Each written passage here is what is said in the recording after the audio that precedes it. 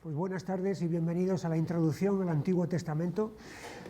La semana pasada estuvimos viendo en el segundo libro de Samuel los capítulos 11 y 12 que tienen que ver con el pecado que David cometió con Betsabé y también el crimen que cometió con el marido de Betsabé y las consecuencias que todo eso conllevó. Eran consecuencias temporales, como vamos a ver, que van a arrastrar luego prácticamente ya desde este momento hasta el final de su reinado. Va a ser una época de convulsiones, de turbulencias, muy diferente a la primera parte de su reinado, donde todo era victoria y todo era bendición.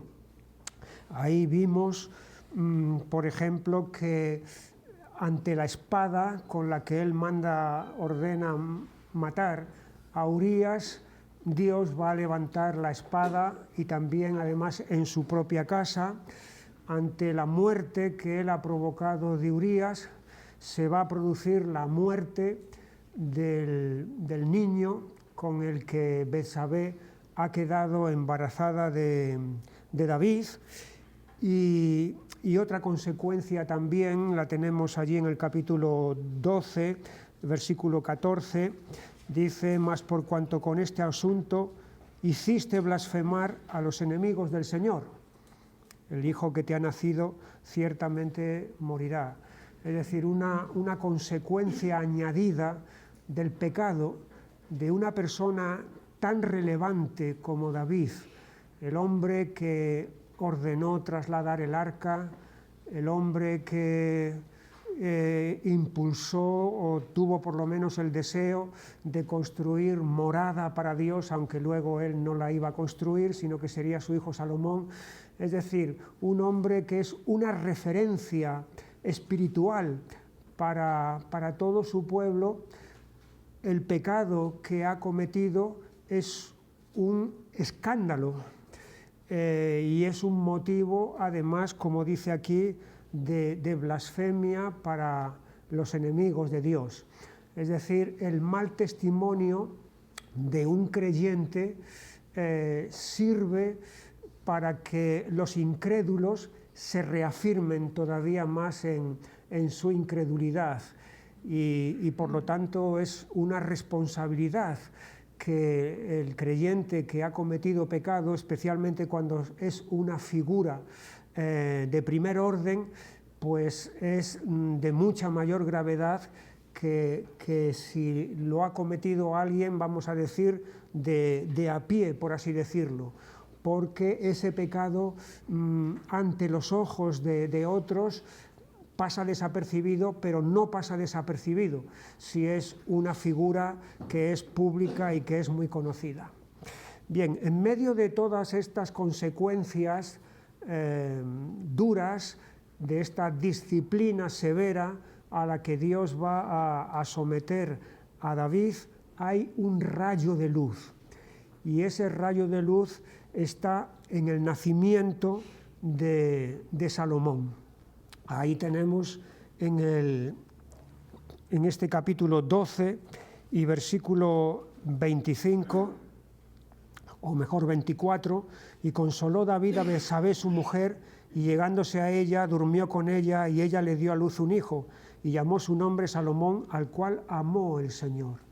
El nombre de Salomón es el nombre que su madre, Betsabé, le da. Salomón significa pacífico, y efectivamente va a ser un nombre que hace honor al hombre, porque el reinado de Salomón va a tener esta característica de ser un reinado totalmente pacífico.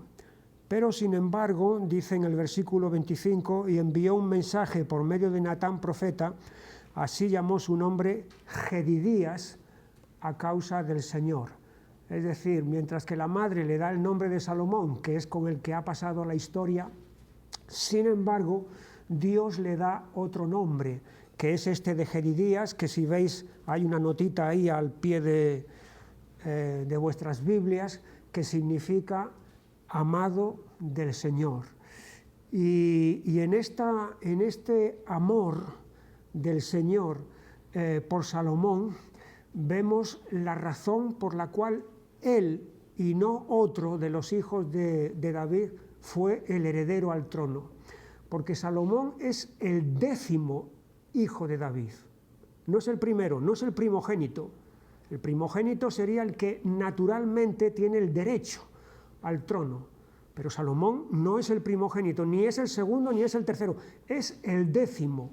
Es decir, humanamente hablando, Salomón no tendría prácticamente ninguna opción a heredar el trono.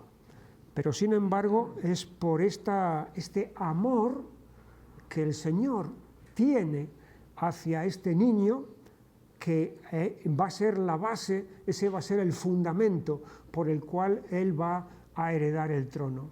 Y aquí podríamos pensar, ¿cómo puede ser que Dios ame a esta criatura que es fruto ya de un matrimonio, pero es un matrimonio que viene de un adulterio, y es un matrimonio que ha mediado un asesinato por medio?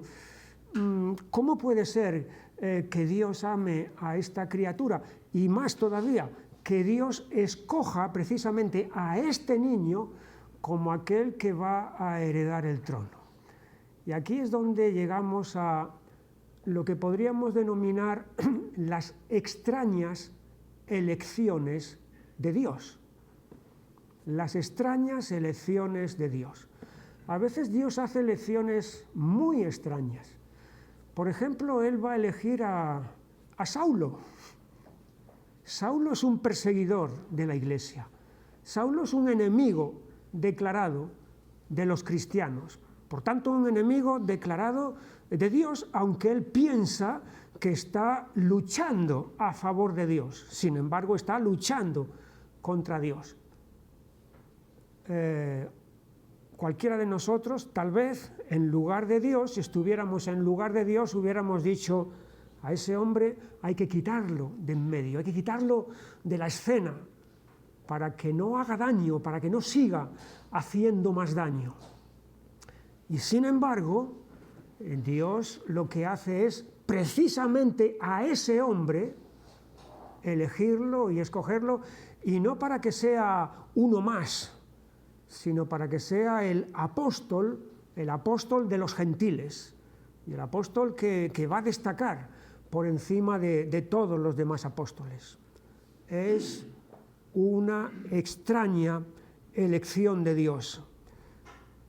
Dios va a escoger a la viuda de Sarepta para que sea en ese hogar donde Elías vaya a morar cuando empiece la época de sequía y la época de necesidad y de hambre en Israel.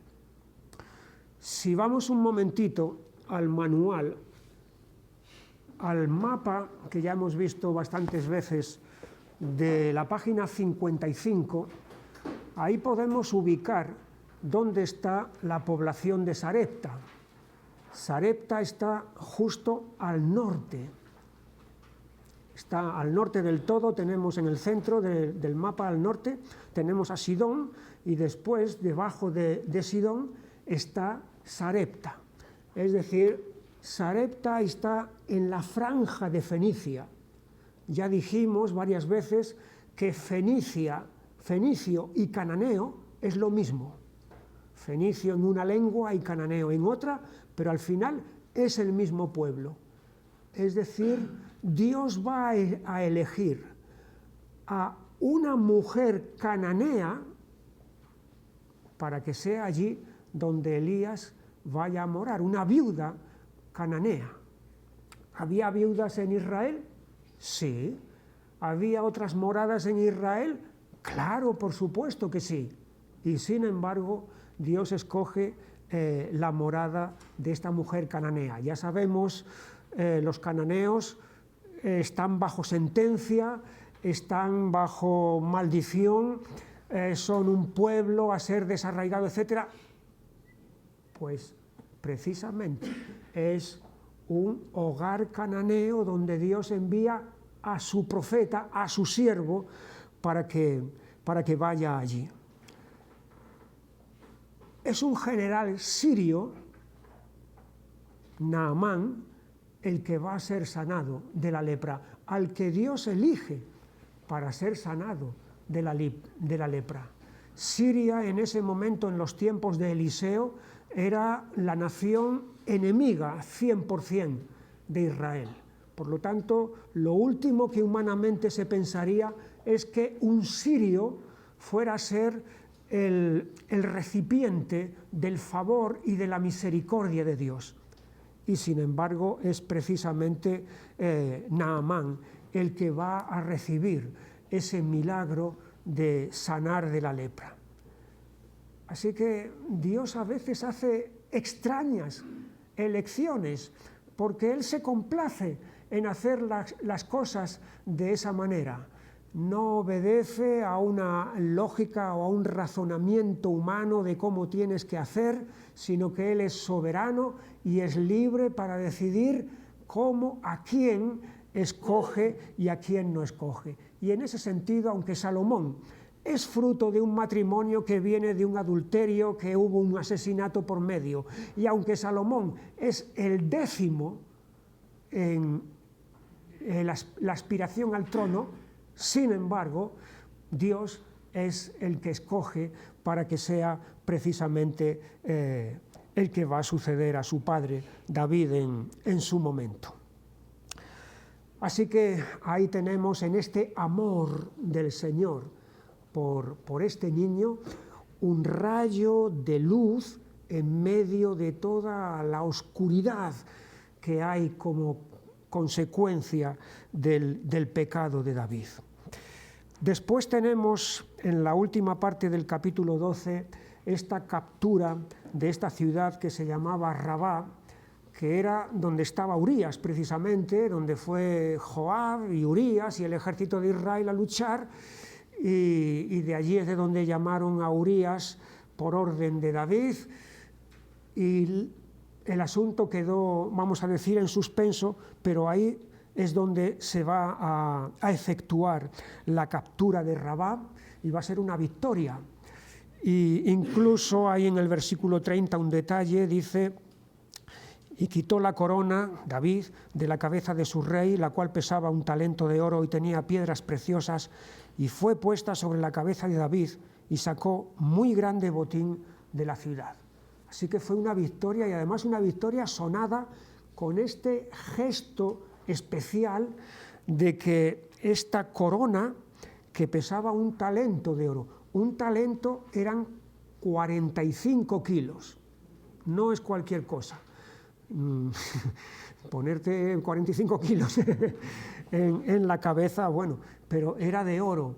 Es decir, hay aquí un acto de prominencia muy importante. Rabá, hemos conquistado, David ha sido coronado, y parece una victoria como que hace olvidar todo lo que hemos visto anteriormente de este capítulo, de tanta severidad de parte de Dios, de tantos juicios, de tanta disciplina. Parecía por un momento que todo eso ha pasado, se terminó, ya se ha acabado.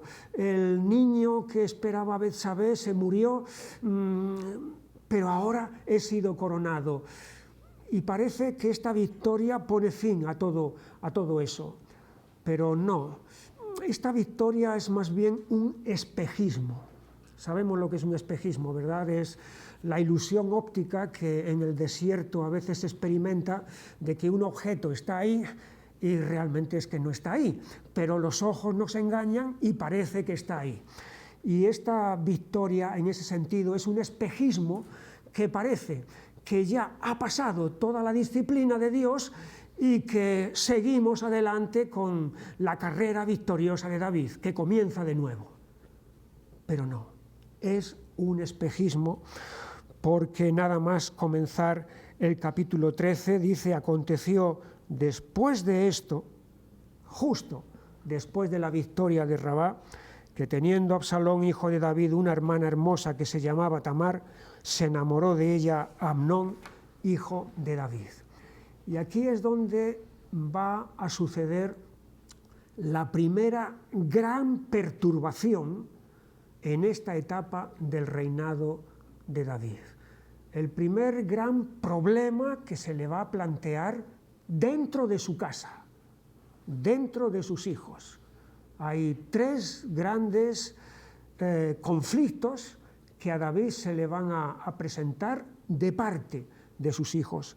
Y este es el primero, la violación de Tamar por parte de Amnón. Amnón era el primogénito. Amnón era el primogénito, por lo tanto, era el hijo que supuestamente tenía el derecho al trono. Pero aquí tenemos cómo Amnón concibió esta pasión por su hermanastra, hija del mismo padre, pero no hija de la misma madre, esta pasión por Tamar. Cuando una pasión la incubas, la alimentas, cuando una pasión no la sujetas, no la extirpas, no la dominas, esa pasión finalmente comienza a crecer y puede llegar y llega a apoderarse de la mente y el corazón hasta el punto de convertirse en una idea obsesiva que no puedes quitarte de la mente. Y este es el mecanismo que aquí va a ocurrir con Amnón, que se fija en su hermana y la desea, y ese deseo va creciendo, creciendo, hasta el punto de querer poseerla. Y cuando llega ese momento, que ya ha crecido tanto, luego ya no hay freno, no hay nada que pueda impedir eso. En este sentido es como el aviso que Dios le dio a Caín en el capítulo 4 de Génesis con respecto a su hermano. En el versículo 7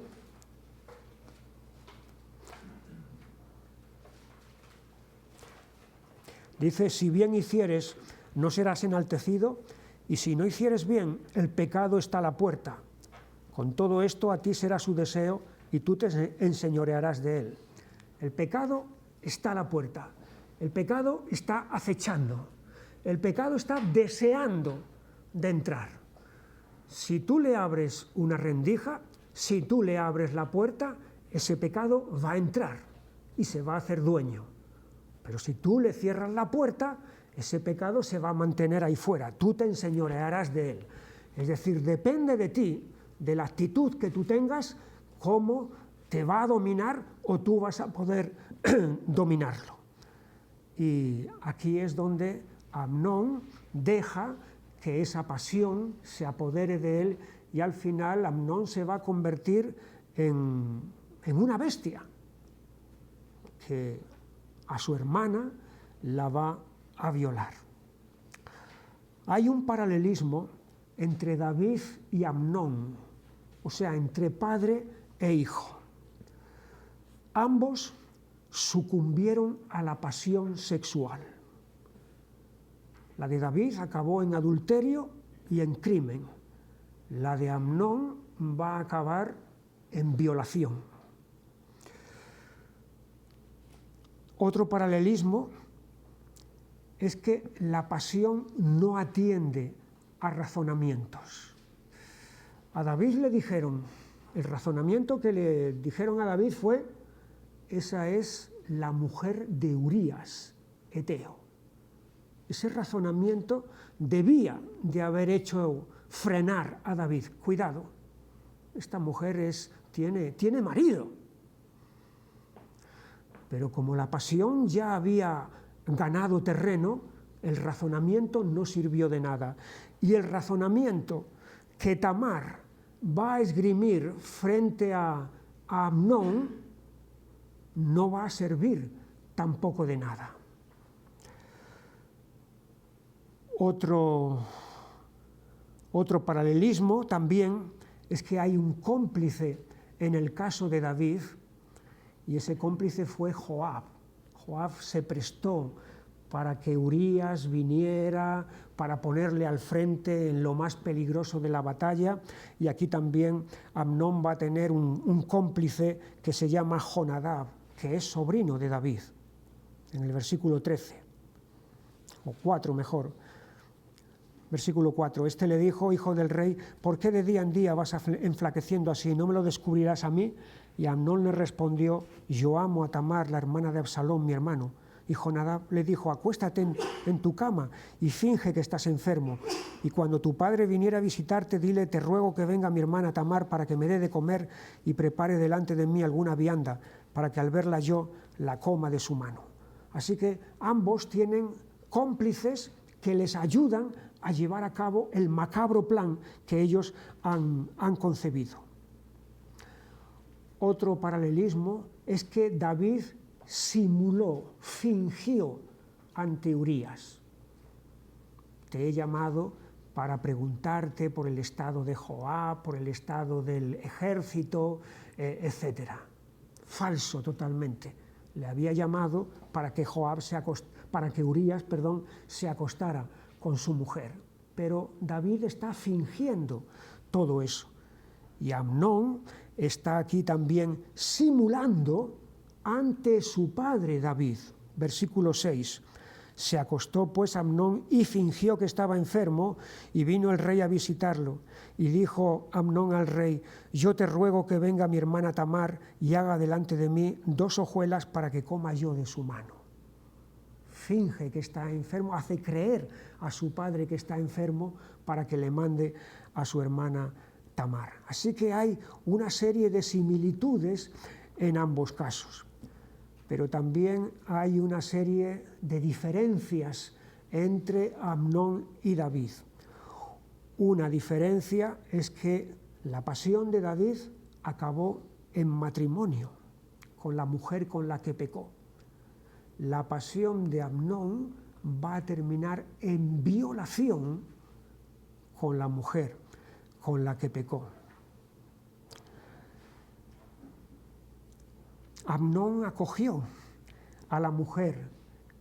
David acogió a la mujer que codició, y Amnón va a rechazar a la mujer a la que violó. Así que aquí tenemos como el padre fue arrastrado por una pasión y el hijo va también a ser arrastrado por la misma pasión sexual. El resultado de esta violación de Amnón hacia su hermana va a ser el aborrecimiento hacia ella. Como dice en el versículo 15, luego la aborreció Amnón con tan gran aborrecimiento que el odio con que la aborreció fue mayor que el amor con que la había amado, y le dijo a Amnón, levántate y vete. La violación termina en aborrecimiento, porque la persona violada, la mujer violada, ahora es un testigo de la culpabilidad de Amnón. Lo que suele suceder en las violaciones no es que acaben así simplemente en aborrecimiento. Muchas violaciones lo que acaban es en asesinato.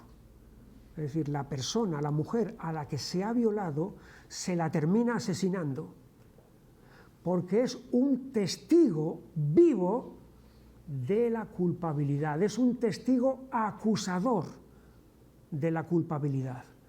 Y por lo tanto lo que se busca por encima de todo es quitar de en medio ese testigo incómodo que te está señalando todo el tiempo con el dedo. Aquí esto va a acabar en aborrecimiento. Hay una diferencia también entre Tamar y Betsabé. Ya dijimos la semana pasada que Betsabé no es la víctima inocente del adulterio, no. Ella es colaboradora. David es el promotor del adulterio y partícipe, pero Betsabé es copartícipe en el adulterio, porque podía haberse negado, dado que tenía marido. Pero sin embargo no hay ninguna negativa en Betsabé.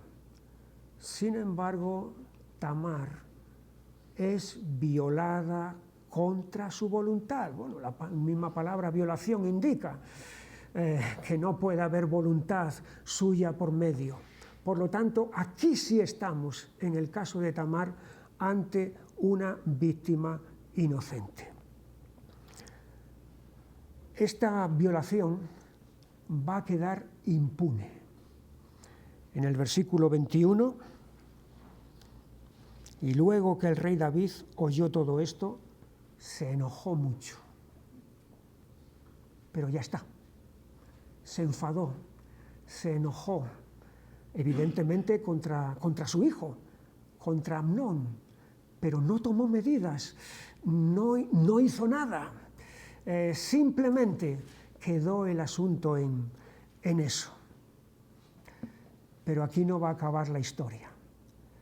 Hay un dicho que dice que la venganza es un plato que se sirve frío. Y efectivamente eso es lo que va a pasar aquí. La venganza va a venir por medio de Absalón, que ante el ultraje que se le ha hecho a Tamar, que es su hermana de padre y de madre, va a tomar represalias contra Amnón. Pero no lo hace al día siguiente, ni lo hace la semana siguiente, ni al mes siguiente, porque la venganza es un plato que se sirve frío. Lo va a hacer 2 años después. Absalón se toma su tiempo. Y aquí tenemos entonces como una pasión, la pasión sexual, genera otra pasión, en este caso de odio de Absalón hacia Amnón, que va a terminar en un crimen. Absalón va a vengarse de lo que ha hecho Amnón. Y yo creo que hay un segundo motivo, no solamente el de vengar a su hermana, sino que hay un segundo motivo, porque como hemos dicho, Amnón es el primogénito al trono. Por tanto, si Absalón acaba con Amnón, el camino al trono que él ambiciona va a quedar más fácil, va a quedar más franqueado. Por lo tanto, matando a Amnón, se venga por un lado de lo que ha hecho contra su hermana, y por otro tiene más al alcance el trono. Y ahí es donde hay una conspiración entonces que Absalón va a tramar contra su hermano. Le pide a su padre, al rey David, que le permita ir a determinado sitio porque van a esquilar las ovejas, y entonces le invita al rey para que vaya, y cuando el rey le dice que no puede, entonces le dice pues que venga Amnón, mi hermano. Y entonces es cuando Amnón va ignorantemente, sin saber lo que Absalón ha tramado, y ahí es donde se consumará el crimen. En el capítulo 13 y versículo 29, y los criados de Absalón hicieron con Amnón como Absalón les había mandado. Entonces se levantaron todos los hijos del rey, montaron cada uno en su mula y huyeron. Aquí hay un crimen, y es un crimen que va a quedar impune también. En el versículo 32, pero Jonadab, hijo de Simea, hermano de David, habló y dijo: no diga mi señor que han dado muerte a todos los jóvenes hijos del rey, pues solo Amnón ha sido muerto, porque por mandato de Absalón esto había sido determinado desde el día en que Amnón forzó a Tamar, su hermana. Y en el versículo 39, el rey David deseaba ver a Absalón, pues ya estaba consolado acerca de Amnón, que había muerto. Ha pasado el tiempo y ya todo el enfado que David tenía contra Absalón se le ha pasado, y este crimen ha quedado impune. De la misma manera que la violación de Tamar quedó impune, ahora este asesinato también va a quedar impune. Aquí vemos la debilidad de David como padre hacia sus hijos. No van a ser los dos únicos casos en los que vemos esa debilidad. Posteriormente, ya casi al final de su reinado, otro hijo que se llamó Adonías también se levanta contra su padre, y dice la Biblia que su padre nunca le había molestado con decir: ¿por qué haces así? ¿Por qué haces esto? Es decir, nunca le había llamado la atención. Había sido un hijo consentido. Así que una y otra vez, hasta 3 veces con 3 hijos, vemos esta blandura de David hacia sus hijos, que son precisamente los que luego le van a crear problemas, como vamos a ver ahora inmediatamente en el caso de Absalón. Así que un crimen que queda impune. Y hay una palabra al respecto en el libro de Eclesiastés, en el capítulo 8 y versículo 11,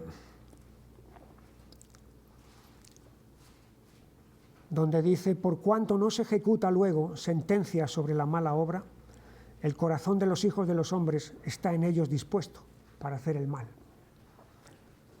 Por cuanto no se ejecuta luego sentencia sobre la mala obra, es decir, no se castiga la obra mala, entonces eso lo que hace es que el corazón de los hijos de los hombres esté dispuesto para el mal.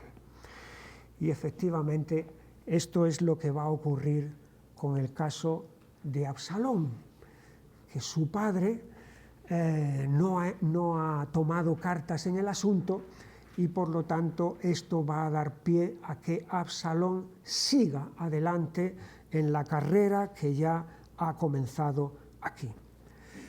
De hecho, podríamos decir que Absalón es la historia de una ambición. En eso se resume la historia de Absalón, la historia de una ambición. Él tiene una ambición que es tomar el trono de su padre, y para ese fin no le importan los medios ni lo que haya que hacer. Aquí tenemos entonces el comienzo de esta figura de Absalón, que tiene varias peculiaridades muy marcadas. Una es Absalón el engreído, Absalón el creído, el que se lo tiene creído. En los versículos 25 y 26 del capítulo 14 dice: y no había en todo Israel ninguno tan alabado por su hermosura como Absalón. Desde la planta de su pie hasta su coronilla no había en el defecto. Cuando se cortaba el cabello, lo cual hacía al fin de cada año, pues le causaba molestia y por eso se lo cortaba, pesaba el cabello de su cabeza 200 siclos de peso real. Ninguno tan alabado por su hermosura como Absalón. Un tipo bien plantado. Desde la planta de su pie hasta su coronilla no había en él defecto. Un engreído. Fíjate que luego la señal externa de su vanidad, que es el cabello, va a ser la causa de su muerte, porque se va a quedar prendido en la encina cuando se produzca la batalla contra el ejército de David. Pero tenemos también otra cualidad mala de Absalón, y es Absalón el intrigador, el maquinador. En el capítulo 15 y versículo 1, aconteció después de esto que Absalón se hizo de carros y caballos y 50 hombres que corriesen delante de él. Y se levantaba Absalón de mañana y se ponía a un lado del camino junto a la puerta, y a cualquiera que tenía pleito y venía el rey a juicio, Absalón le llamaba y le decía: ¿de qué ciudad eres? Y él respondía: tu siervo es de una de las tribus de Israel. Entonces Absalón le decía: mira, tus palabras son buenas y justas, mas no tienes quien te oiga de parte del rey. Y decía Absalón: ¿quién me pusiera por juez en la tierra para que viniesen a mí todos los que tienen pleito o negocio, que yo les haría justicia? Y acontecía que cuando alguno se acercaba para inclinarse a él, él extendía la mano y lo tomaba y lo besaba. Aquí hay una intriga, una maquinación de Absalón, de ir ganando puntos, de ir ganando terreno, de ir, como dice aquí, ganándose el corazón de los israelitas, para que lo vean a él como el rey que debe ser, el rey que debía de haber. Ya en el versículo 1 todo esto se hizo de carros y caballos y 50 hombres que corriesen delante de él.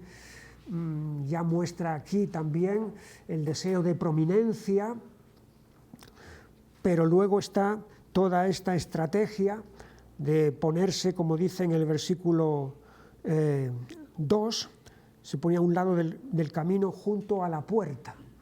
La puerta era el sitio donde se resolvían los pleitos, vamos a decir como el tribunal. Entonces ahí venían los agraviados, los que tenían quejas, los que tenían problemas. Y entonces Absalón le decía estas palabras: tus palabras son buenas y justas, mas no tienes quien te oiga de parte del rey. Es una calumnia, ¿no? Y es una calumnia además contra su padre. Es decir, nadie te va a defender, nadie te va a escuchar. Yo sí te estoy escuchando, yo sí te estoy atendiendo. Y luego está este gesto, ¿no? En el versículo 5, cuando alguno se acercaba para inclinarse a él, él extendía la mano y lo tomaba y lo besaba. Hay aquí una manera afectuosa, pero es afectuosa interesada, ¿no? Para ganarse el corazón de la gente. Y así es como él va construyendo, va edificando toda esta trama, todo este plan, para en un momento dado, entonces, dar el golpe definitivo que le haga llegar al trono. Va ganándose apoyos poco a poco. Y aquí tenemos ya la otra característica de Absalón, que es Absalón el usurpador, porque va a usurpar el lugar que no le corresponde, que ahora mismo está ocupado por su padre, que es el trono. En el versículo 7, al cabo de 4 años, durante 4 años él ha estado haciendo toda esta estrategia. Absalón antes con Amnón estuvo 2 años, hasta que por fin eliminó a Amnón. Ahora lleva 4 años. Es un hombre calculador, es un hombre que va haciendo sus planes para conseguir sus objetivos. Al cabo de 4 años aconteció que Absalón dijo al rey: yo te ruego me permitas que vaya a Hebrón a pagar mi voto que he prometido al Señor, porque tu siervo hizo voto cuando estaba en Jesús, en Siria, diciendo: si el Señor me hiciere volver a Jerusalén, yo serviré al Señor. Y el rey le dijo: ve en paz. Y él se levantó y fue a Hebrón. Entonces envió Absalón mensajeros por todas las tribus de Israel, diciendo: cuando oigáis el sonido de la trompeta diréis: Absalón reina en Hebrón. Y este es el momento, ignorando David todo esto, porque le ha engañado diciéndole que va a Hebrón a otra cosa, es entonces cuando va a dar el golpe. Ya se ha ganado muchos apoyos, no solamente numéricamente, sino también cualitativamente, es decir, de gente de peso. Uno de los apoyos de peso que Absalón va a tener es Ahitofel, en el versículo 12. Y mientras Absalón ofrecía los sacrificios, llamó a Ahitofel, gilonita, consejero de David, de su ciudad de Gilo, y la conspiración se hizo poderosa y aumentaba el pueblo que seguía a Absalón. Así que tiene mucho número que lo respalde y tiene gente importante que lo respalda. Uno de ellos es este Ahitofel, que era consejero de David y se va a pasar al lado de Absalón. Es interesante este hombre Ahitofel, porque él era abuelo de Betsabé. Si vamos un momentito al capítulo 11 de este libro y versículo 3.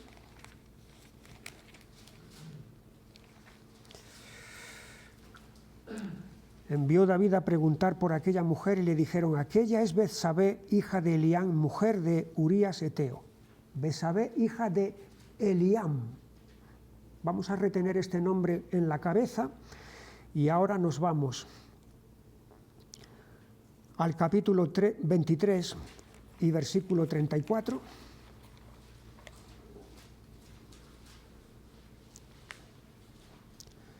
Elifelet, hijo de Ahasbai, hijo de Maaca, Eliam, hijo de Ahitofel, gilonita.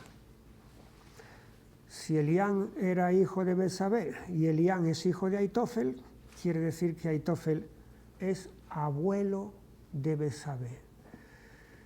¿Podría haber aquí, en este hecho de que Ahitofel, que era consejero de David y ahora se pasa al bando de Absalón, una venganza a causa de lo que David había hecho con su nieta y con el marido de su nieta?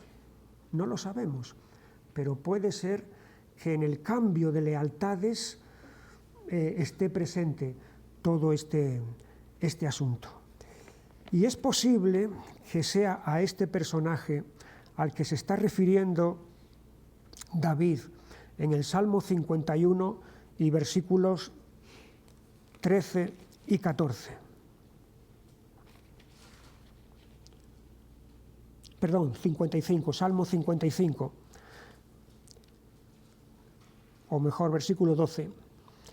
Porque no me afrentó un enemigo, lo cual habría soportado, ni se alzó contra mí el que me aborrecía, porque me hubiera ocultado de él, sino tú, hombre, al parecer íntimo mío, mi guía y mi familiar, que juntos comunicábamos dulcemente los secretos y andábamos en amistad en la casa de Dios. David se está refiriendo aquí a la traición de alguien que no es un extraño, de alguien que es un cercano, incluso un familiar, sí, abuelo de Betsabé, la mujer de David, que juntos comunicábamos dulcemente los secretos, consejero de David. Es factible que David esté escribiendo estas líneas pensando en lo dura que ha sido la traición de este hombre, en quien él ha estado confiando hasta el punto de hacerle un consejero, y ahora se ha pasado al bando enemigo. Así que aquí tenemos el peligro mortal en el que David se encuentra en este momento. Su hijo Absalón se ha levantado contra él y tiene a muchos detrás de él, hasta el punto de que David tiene que emprender la huida. Es en el capítulo 15, entonces, donde tenemos esta huida de David, que seguramente es el momento más difícil de su vida. Mucho más difícil que los que pasó huyendo de Saúl, porque después de todo Saúl era un extraño, pero aquí, en este momento, David está huyendo de su propio hijo que se ha levantado contra él. Y allí en el versículo 30, quizá este versículo podría resumir el estado de ánimo en el que David se encuentra en este momento crítico de su vida, en el que no solamente ha perdido el trono en este momento, sino que puede incluso perder su vida también. Y David subió la cuesta de los Olivos, y la subió llorando, llevando la cabeza cubierta y los pies descalzos. También todo el pueblo que tenía consigo cubrió cada uno su cabeza e iban llorando mientras subía. Es seguramente el momento más triste que en la vida de David podemos encontrar. De hecho, hay un salmo que él escribió tocante a estas circunstancias, y es el Salmo 3.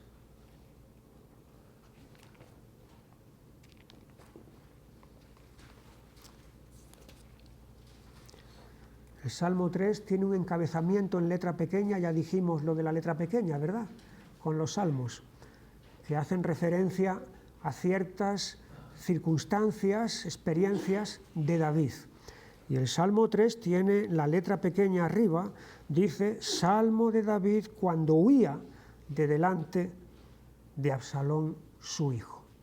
Y empieza a decir, oh Señor, cuánto se han multiplicado mis adversarios, muchos son los que se levantan contra mí, muchos son los que dicen de mí, no hay para él salvación en Dios. Y efectivamente, ese era su sentir, y era un sentir auténtico, porque ve cómo van a por él, van a por su vida. Pero ahí está también esa declaración de confianza, mas tú, Señor, eres escudo alrededor de mí, mi gloria y el que levanta mi cabeza. Esta, en el capítulo 15, es una jornada de lealtades y traiciones. Es en los momentos malos, en los momentos difíciles, cuando se conoce lo que hay en el interior de las personas. No es en los momentos de prosperidad, no es en los momentos en los que todo va bien, cuando se manifiesta lo que hay dentro de cada uno. Es en los momentos más difíciles cuando se muestra lo que hay dentro de cada uno. Y aquí se va a mostrar en este momento difícil de la vida de David, es cuando se va a mostrar quiénes son los traidores y quiénes son los leales. Los traidores, por supuesto, es Absalón, su hijo, es Ahitofel, el consejero que se ha pasado al otro lado, es igualmente este hombre Simei, que aparece aquí en el capítulo 16 y versículo 5,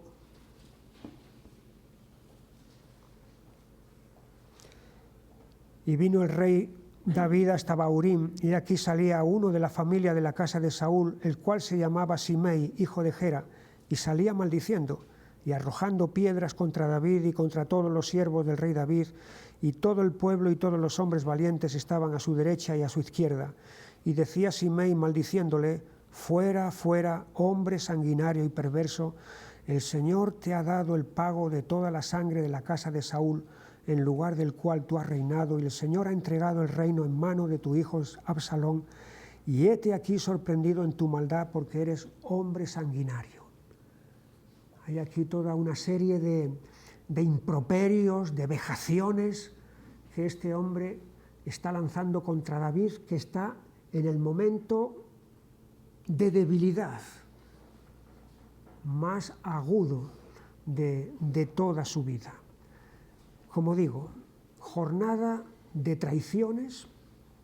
Este hombre no se hubiera atrevido nunca a decirle estas cosas a David cuando David estaba bien, pero ahora que está en este momento es cuando él se atreve a decirle todas estas cosas.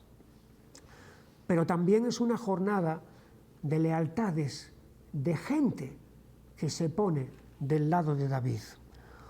Uno de ellos es Itai, el filisteo. Este era uno de los, en el versículo 21 del capítulo 15,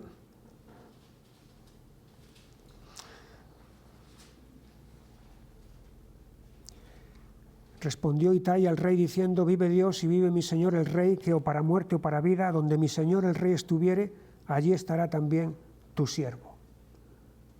Y este hombre Itai es un filisteo de Gat, un filisteo, un extranjero. Llama la atención esto, ¿verdad?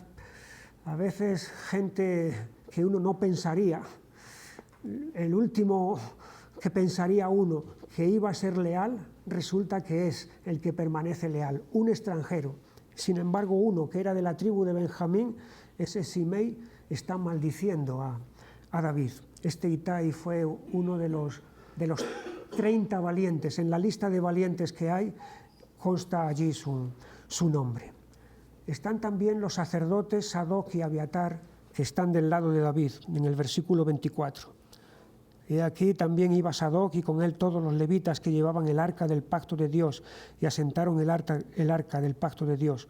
Y subió Abiatar después que todo el pueblo hubo acabado de salir de la ciudad. Así que David tiene de su parte también a los 2 sacerdotes. Tiene también de su parte a otro hombre que se llama Usai, en el versículo 32. Cuando David llegó a la cumbre del monte para adorar allí a Dios, he aquí Usai arquita, que le salió al encuentro, rasgados sus vestidos y tierra sobre su cabeza. Y este hombre va a ser determinante luego para que David salga adelante en este peligroso momento, porque el consejo que va a dar Usai frente al de Aitofel va a ser el que va a prevalecer. ¿Estamos situados en el escenario entonces de todo esto? Sé que hay muchos nombres, que hay muchos detalles, pero es necesario que nos demos cuenta entonces de todo el entramado que hay en esta historia.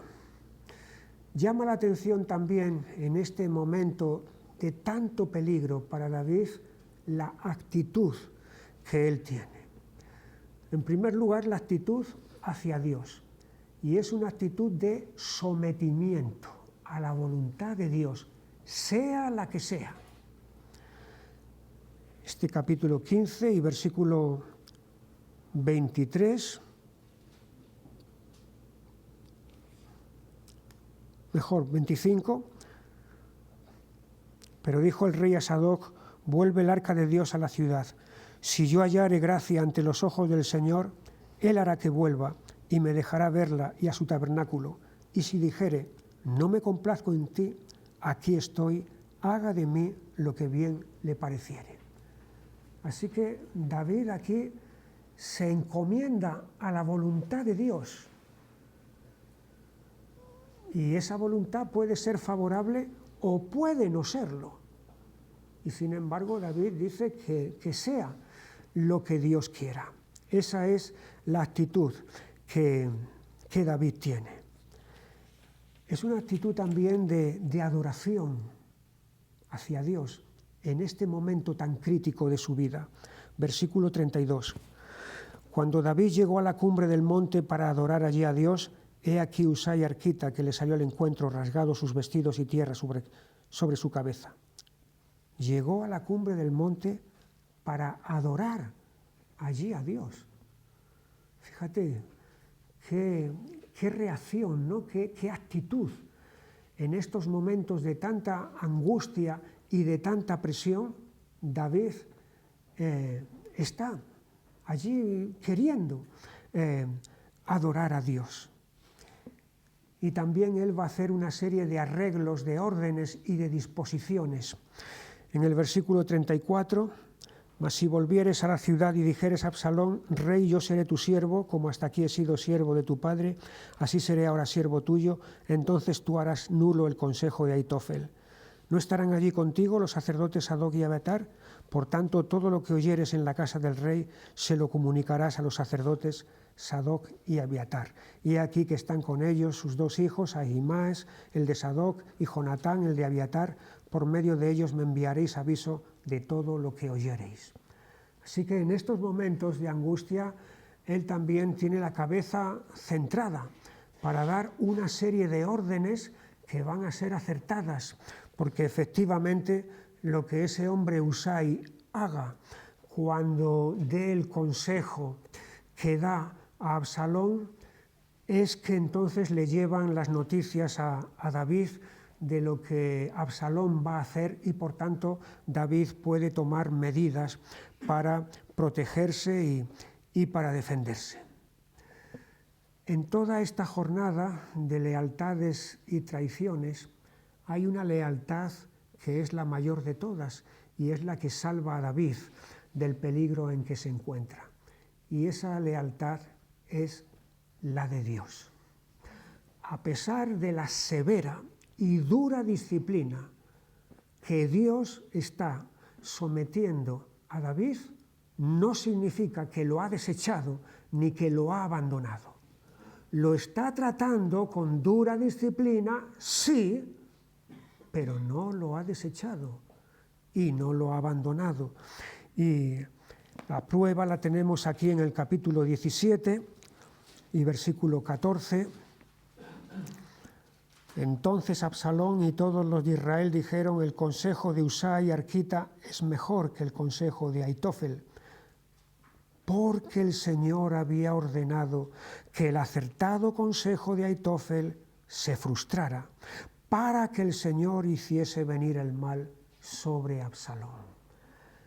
Así que lo que a todas luces parecía un buen consejo de Ahitofel sale en pos de David ahora mismo. Ahora que está en debilidad, sale en pos de él y lo quitas de en medio. Eso era lo que tenía que haber hecho. Pero Husai, el amigo de David, vino con otro consejo diferente. No, tú reúne a todo Israel. Y entonces, cuando tengas a todo Israel reunido, sales en pos de tu padre. Y entonces libras la batalla y le derrotas.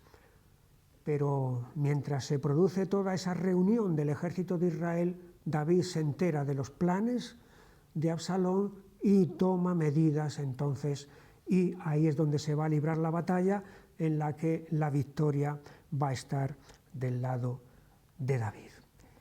Y ahí es como se va a producir la muerte del conspirador. La muerte de Absalón la tenemos allí en el capítulo 18, es la muerte de una ambición, la muerte del que ambiciona y la muerte también de su ambición. En el versículo 9, y se encontró Absalón con los siervos de David, e iba Absalón sobre un mulo, y el mulo entró por debajo de las ramas espesas de una gran encina, y se le enredó la cabeza en la encina, y Absalón quedó suspendido entre el cielo y la tierra, y el mulo en que iba pasó delante. Y ese símbolo de su vanidad, que era el cabello, entonces va a ser precisamente el medio por el cual él va a quedar preso, no va a poder defenderse y es lo que va a propiciar su muerte, la muerte del conspirador. Es interesante que es Joab el que le da muerte. Joab fue el antiguo protector de Absalón. Cuando Absalón, después de matar a Amnón, huyó lejos, fue Joab el que le trajo para que viera otra vez y estuviera otra vez con su padre. Y ahora es Joab entonces el que le va a dar muerte allí en la encina, en el versículo 23. Mas él respondió, sea como... Perdón.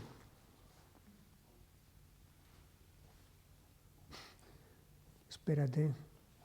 ¿Dónde está esto?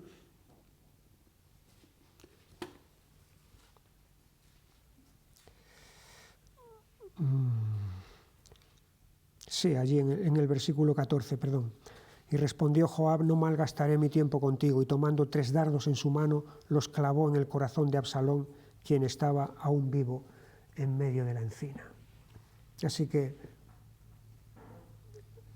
contrariamente a la orden que David había dado, respetad la vida de Absalón, Joab lo va a matar. Razón por la cual luego David va a coger a Amasa, que era general de Absalón, y lo va a poner como general del ejército de su propio ejército.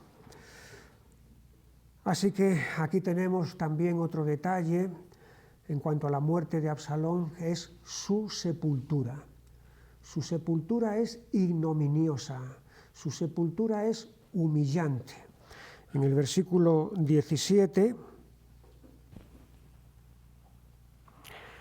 tomando después a Absalón, le echaron en un gran hoyo en el bosque y levantaron sobre él un montón muy grande de piedras, y todo Israel huyó, cada uno a su tienda.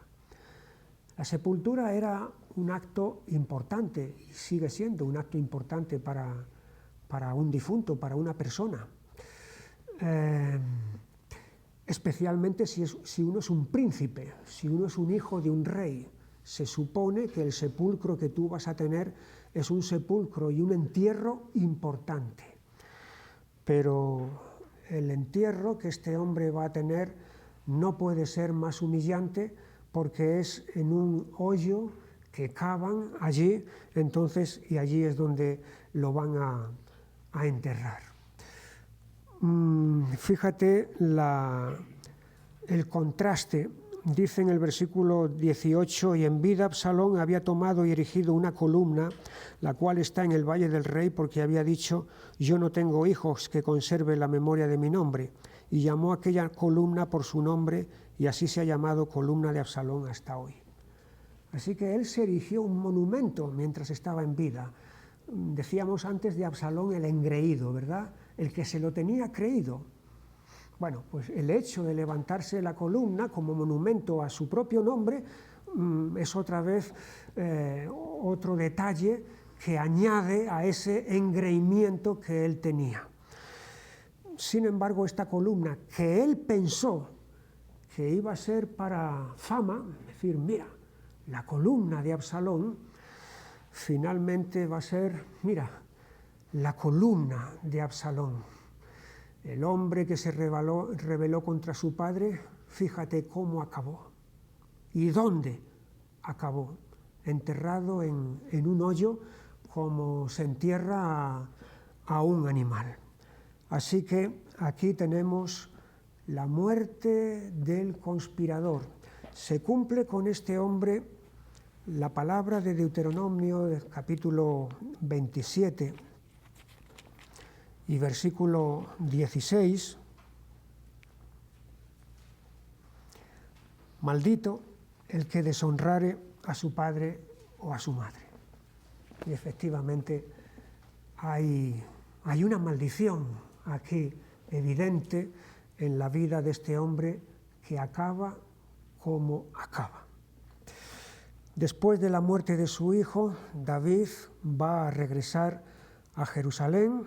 Solamente es una victoria que ha tenido, pero es una victoria empañada por la muerte de su hijo. Vemos final del capítulo 18, en el versículo 33. Entonces el rey se turbó y subió a la sala de la puerta y lloró. Y yendo decía así, hijo mío Absalón, hijo mío Absalón, ¿quién me diera que muriera yo en lugar de ti, Absalón, hijo mío, hijo mío? Así que aquí tenemos esta victoria que en un sentido se ha convertido en derrota. Es un regreso, pero no es un regreso victorioso, como puede ser una victoria, sino que es un regreso en el que David vuelve cabizbajo a Jerusalén, hasta el punto de que Joab le tiene que llamar la atención, porque le dice, bueno, si Absalón estuviera vivo, aunque nosotros todos estuviéramos muertos, tú estarías contento, cuando somos nosotros los que nos hemos jugado la vida para que hayas tenido la victoria en estos momentos.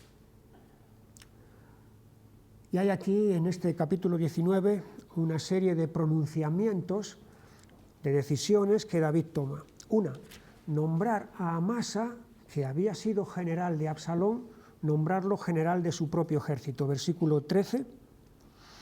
Asimismo diréis a Amasa, ¿no eres tú también hueso mío y carne mía? Así me haga Dios y aún me añadas, si no fueres general del ejército delante de mí para siempre, en lugar de Joab.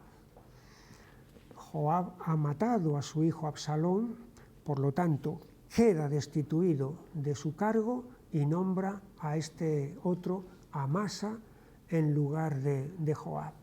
Pero lo que va a pasar es que Joab va a dar muerte a Amasa a traición. Ya mató a traición también a Abner, el general de Saúl, ahora mata a Amasa a traición, ha matado a Absalón contra la voluntad de su padre. Ya dijimos, Joab, un hombre valiente, un guerrero, un luchador, pero también un hombre implacable contra todo aquel que le puede hacer sombra. Es también en este regreso cuando David va a darle una palabra a Simei. Simei es el hombre que le ultrajó, que arrojó tierra contra él, que tiró piedras contra él cuando David iba escapando. Y ahora se encuentra con Simei, y entonces en el versículo 23 dijo el rey a Simei: no morirás. Y el rey se lo juró, porque Simei le ha suplicado. Ahora está avergonzado, está humillado por lo que ha hecho, por lo que ha pasado. Finalmente luego va a ser Salomón el que ajuste cuentas con este Simei, porque las condiciones que le pone para que siga con vida son de que no se mueva de Jerusalén. Pero él va a salir de Jerusalén en determinado momento, y entonces va a ser cuando Salomón le va a ordenar que se le dé muerte. También se encuentra con Mefiboset. Mefiboset es el hijo de Jonatán, hacia el cual David ejerció misericordia, y que cuando David iba huyendo, el criado de Mefiboset, Siba, le dice que Mefiboset no se ha presentado porque piensa que ahora le traspasarán el reino a él, porque es nieto de Saúl. Y aquí es donde entonces también da a Mefiboset una porción para que pueda vivir. Es una serie de disposiciones entonces en las que David está remunerando a unos y a otros conforme a los acontecimientos que han ocurrido. Así es como termina este segundo gran sobresalto en la vida de David, segunda gran perturbación. La primera fue la violación de Tamar a manos de Amnón, y la segunda es la rebelión de su hijo Absalón. Pero no acaban aquí los sobresaltos. En el capítulo 20 hay una sublevación de un hombre de la tribu de Benjamín que se llama Seba. Es interesante todo esto de la tribu de Benjamín. Benjamín era la tribu de Saúl, y por lo tanto hay un resquemor, hay una hacia David. David no es de Benjamín, David es de Judá. Y aquí hay otro hombre de Benjamín entonces que se va a levantar contra David. El motivo lo tenemos en el versículo 41 del capítulo 19. Y he aquí todos los hombres de Israel vinieron al rey y le dijeron: ¿por qué los hombres de Judá, nuestros hermanos, te han llevado y han hecho pasar el Jordán al rey y a su familia y a todos los de David con él, y a todos los siervos de David con él? Y todos los hombres de Judá respondieron a todos los de Israel: porque el rey es nuestro pariente. Mas ¿por qué os enojáis vosotros de esto? ¿Hemos nosotros comido algo del rey? ¿Hemos recibido de él algún regalo? Entonces respondieron los hombres de Israel y dijeron a los de Judá: nosotros tenemos en el rey 10 partes, y en el mismo David más que vosotros. Pues, ¿por qué, pues, nos habéis tenido en poco? ¿No hablamos nosotros los primeros respecto de hacer volver a nuestro rey? Y las palabras de los hombres de Judá fueron más violentas que las de los hombres de Israel. Es decir, hay una rencilla aquí entre los de la tribu de Judá y el resto de las tribus, por ver quién tiene más celo por David. a ver quién es el que le acompaña en esta vuelta de regreso triunfal a Jerusalén, a ver quiénes son los primeros que salen a recibirlo y le aclaman y demás. Hay este celo. Entonces, por David y por causa de esto surge esta rencilla. Y aquí vemos una lección que puede ocurrir, y de hecho va a ocurrir a lo largo de la historia y también en el Nuevo Testamento. Cuando tenemos un celo por los hombres, un excesivo celo por los hombres, eso puede desembocar en disputas, en rencillas, en divisiones y en peleas. Si vamos un momento a la primera carta a los Corintios, al capítulo 1, y versículos 11 y 12,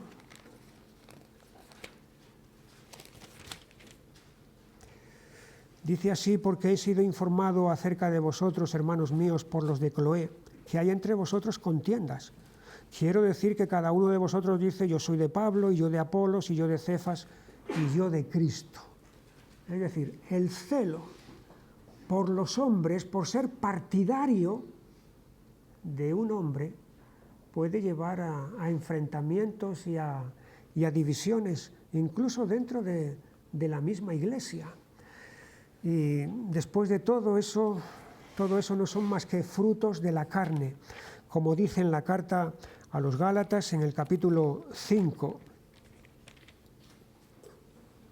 y versículo 20, idolatría, hechicerías, enemistades, pleitos, celos, iras, contiendas, disensiones, herejías. La carne, con todas estas enemistades, pleitos, etcétera, etcétera. Y ahí vemos entonces este celo carnal por David. No, David es nuestro. No, David es nuestro. Nosotros somos primeros. Él es de Judá. No, pero nosotros salimos primero a recibirlo. Y todo esto lo que crea es una división dentro de las tribus. Una división que luego se va a reproducir, pero de una manera mucho mayor, cuando llegue el momento en el que Roboam, el nieto de David, ascienda al trono, y entonces 10 tribus se separen. 3 perturbaciones hasta el capítulo 20 de 2 de Samuel en la vida de David. Amnón con la violación de Tamar, Absalón con la rebelión hacia su padre y Seba con la sedición. Así que verdaderamente, tras el pecado de David, las cosas han cambiado, y han cambiado mucho.